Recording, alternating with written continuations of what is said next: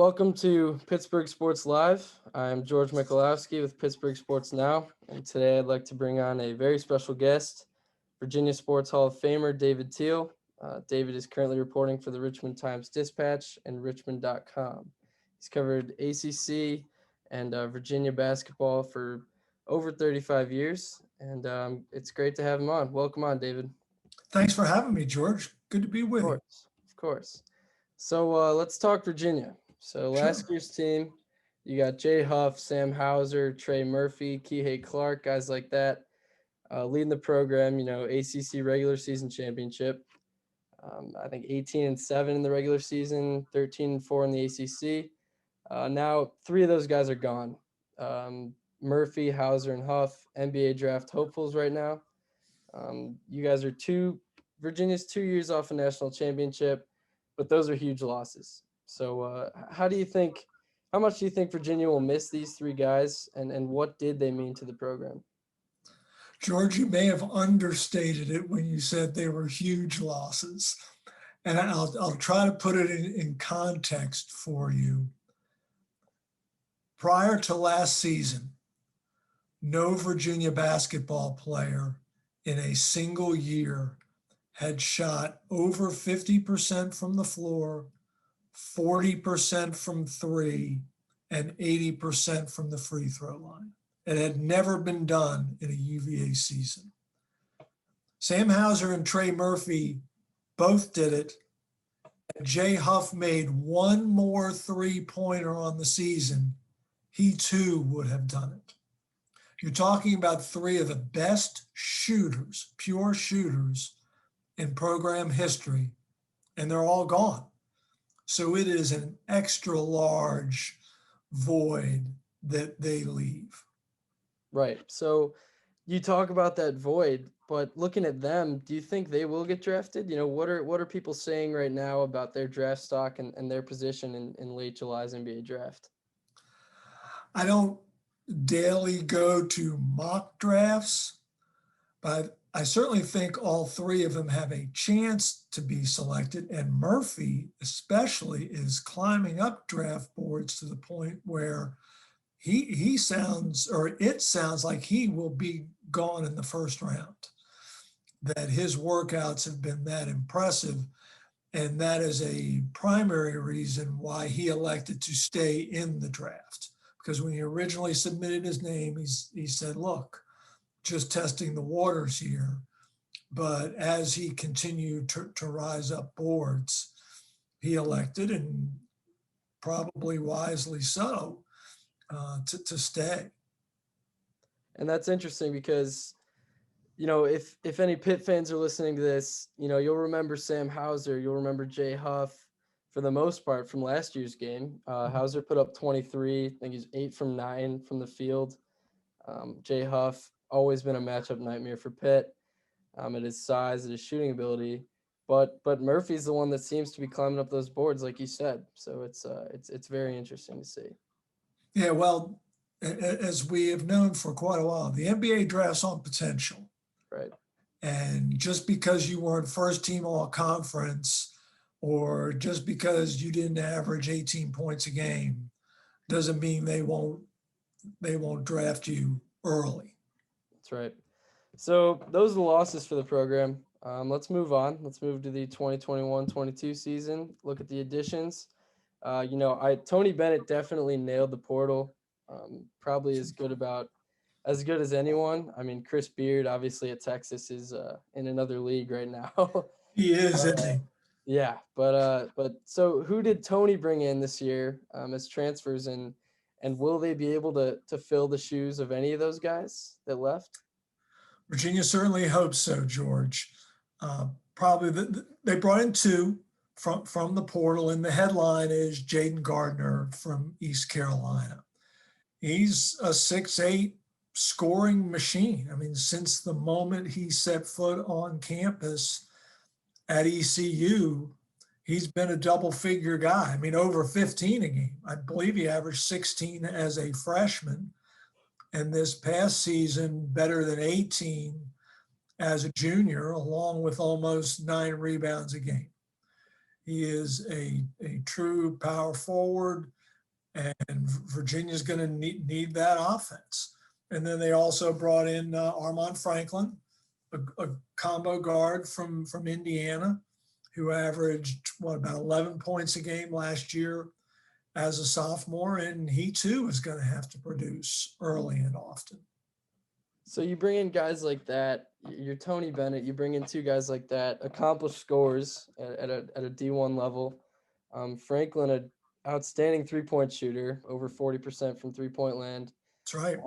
But how do you think they're going to fit into UVA's system? You know, slower pace, defensive minded, not as high scoring. Do you think these guys are going to average, you know, Gardner with his same 18? Do you think he'll put that up again? Or Franklin, do you think he'll average 11 again? Or is it going to look different?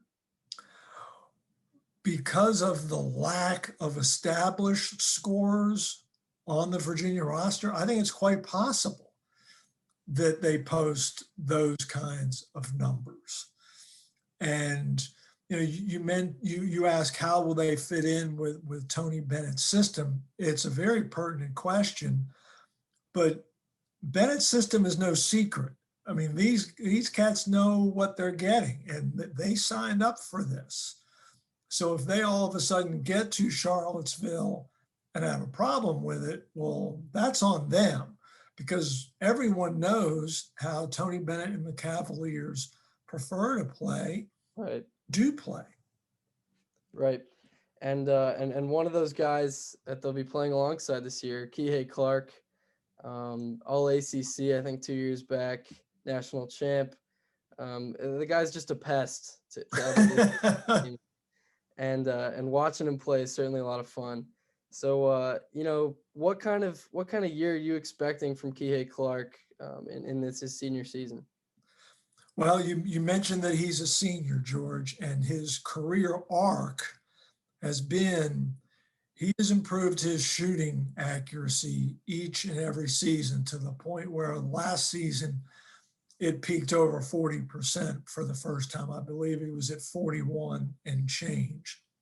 Now his 3-point shooting declined, as did his free throw shooting, but his overall percentage did increase. That trend line needs to continue for Virginia, as does this. He cut down on his turnovers markedly last season. Right. As a sophomore, you know, even as Virginia was winning the national title in 2019, and it was because of, or no, excuse me, as they were defending their title in 2020, the season that was cut short, his turnovers went way up. And he brought them down to a far more reasonable, it was about 2 a game last season, where he was north of 3.5 a game as a sophomore. Right. So that's progress that also needs to continue. So who else is gonna be alongside those three? You know, Franklin, Gardner, Kihei Clark. You know, Reese Beekman. Are you expecting a big year out of him, or are there any other guys, you know, that may not, a lot of people may not see coming this year that are going to be sleepers and going to put up big time years for Tony Bennett? Well, Beekman started 20 games last season as a freshman, and what people may recall is, you know, he hit that buzzer beater to defeat Syracuse in the ACC tournament in Greensboro. Turned out to be Virginia's last victory of the season because right, cancellation tailed by COVID in Greensboro, and then fell to Ohio in the first round of the NCAA tournament at Indiana, of all places, not Indianapolis. But so I don't know if Beekman qualifies necessarily as a sleeper because he did start 20 games, but I think he will play a key role. And then there's a guy, Kaden Shedrick, 6'11", needs to get bigger and stronger. He's probably in the low 200s, 220 pounds. But he battled injuries last season, but had some moments. I think if healthy, he's going to play a lot of minutes for the Cavaliers. And we mentioned earlier, you know, Franklin and Gardner coming in through the portal. Virginia lost 3 guys, right, transfer that conceivably could have helped significantly this year. Abdur Rahim goes to Georgia. Justin McCoy stays in the conference and goes to Carolina. And Casey Morsell also stays within the ACC and goes to NC State. It's interesting. I mean, in conference transfers, these guys are transferring practically anywhere. I want to hear what your thoughts are on this whole transfer portal craze, especially this year. Over 1,500 guys in the portal. Right. Some of these top guys just seem to be flip-flopping schools every year and getting eligibility. But, you could also look at it in a positive way with, Jaden Gardner, who played for a smaller school in East Carolina, put up monster numbers. He's going to play this year at Virginia, then who knows? Like, this could be his pathway to the NBA. It could be great for him. But it seems like a lot of people are getting frustrated and annoyed that the game is changing. And I want to hear what you have to think about that. George, I believe, and obviously this is just my opinion, that it's a long overdue correction. I mean, for decades, the NCAA singled out 5 sports: men's and women's basketball, football, men's ice hockey. Okay, why? Those were the only sports in which athletes did not have the ability to transfer without sitting out. Well, that's patently unfair and, in my mind, indefensible. And finally, it's been corrected. Now, has it caused chaos? Absolutely. Has it caused headaches for coaches? 100%. But they get paid big bucks to deal with headaches.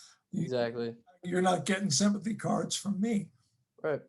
Where I think this will calm down is because it's new. When something is new, everyone wants it. The demand is there. I think a lot of young men and women are going to learn, unfortunately, that when the music stops, there's not necessarily a chair for them. They think just because they go into the portal, someone else is going to want them, maybe someone of a larger stature. But in many cases, that's not going to happen.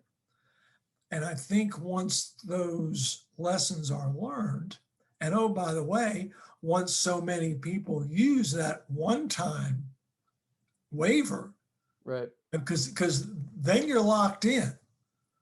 Then if you want to move again, then you're going to have to sit out.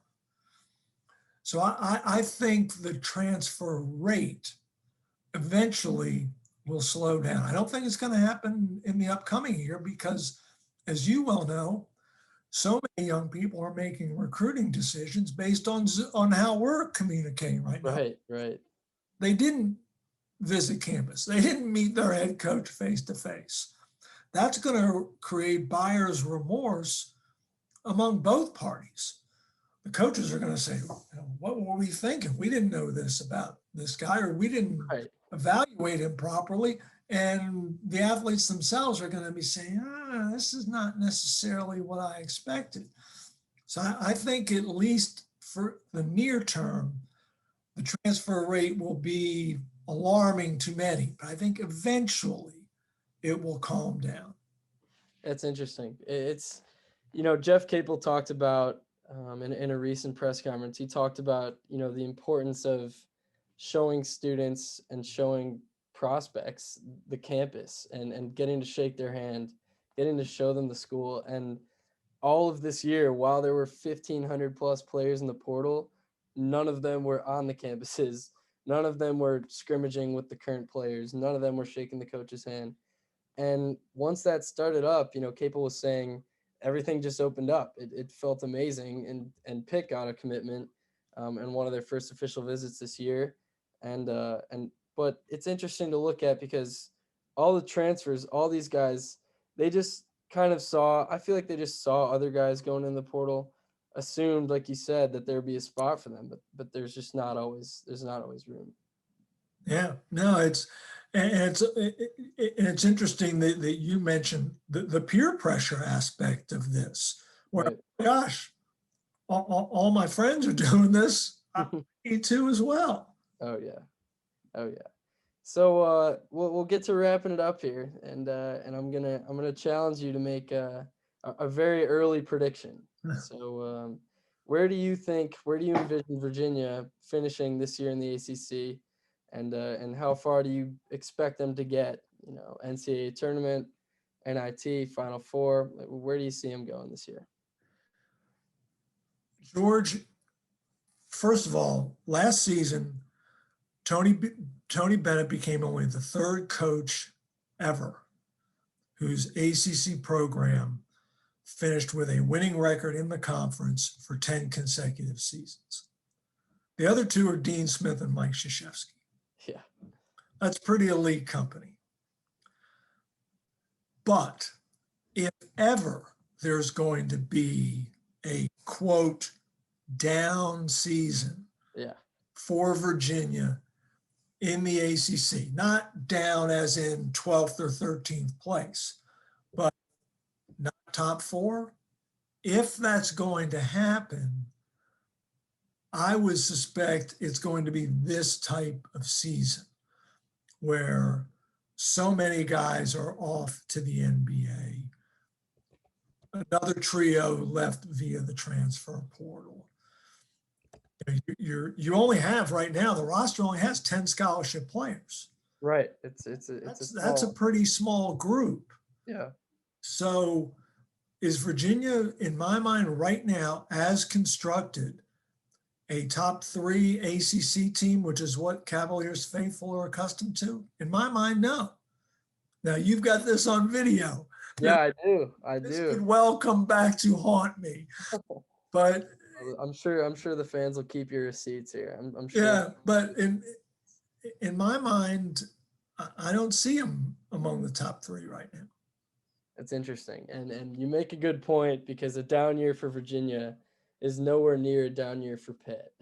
It's nowhere near a down year for most schools. And in reality, the expectation has just become so high for Tony Bennett every year that it seems like a down year. But if they finish, I don't know, 6th in the ACC this year, they still have a good chance of making the tournament. You know, Tony Absolutely.